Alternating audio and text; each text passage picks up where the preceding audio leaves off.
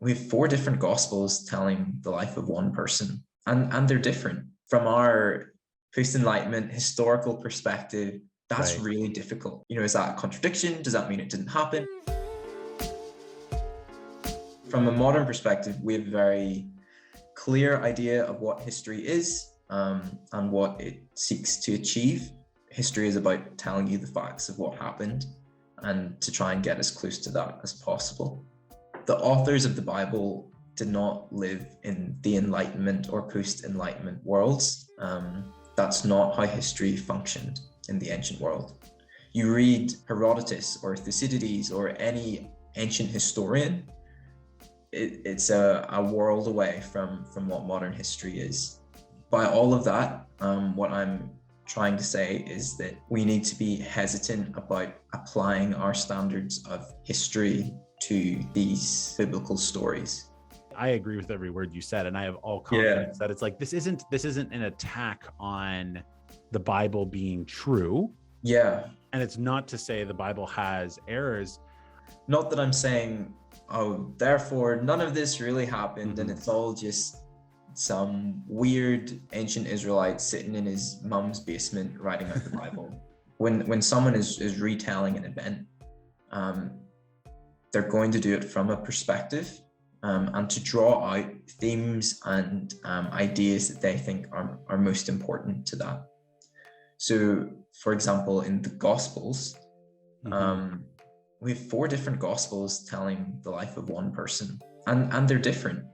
From our post-enlightenment historical perspective, that's really difficult. And we really struggle with that, because then it's like, is that a contradiction? Does that mean it didn't happen? Like what's going on? Rather than asking that question, ask the question of, well, why did this author put it this way? Why have Jesus cause a riot in the temple at the beginning of the gospel, like in John, rather than at the end, like Matthew, Mark, and Luke? So rather than see that as a problem, see that as a really interesting insight into what the author is seeking to achieve. Yeah, what I hear you saying is to respect the artist. If John has intentionally moved this story to a different place in the way he's going to talk about Jesus, he's done that for a very specific reason.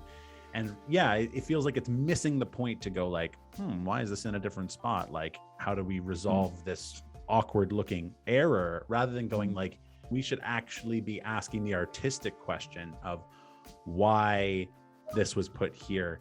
I think maybe part of why that can feel uncomfortable then is that it feels like humans are almost too involved.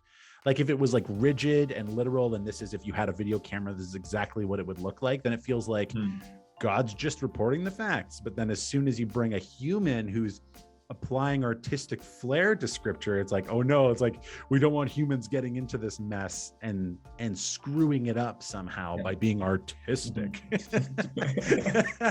But is it fair to say that you're just saying, but that's what scripture is, that's what we've been given?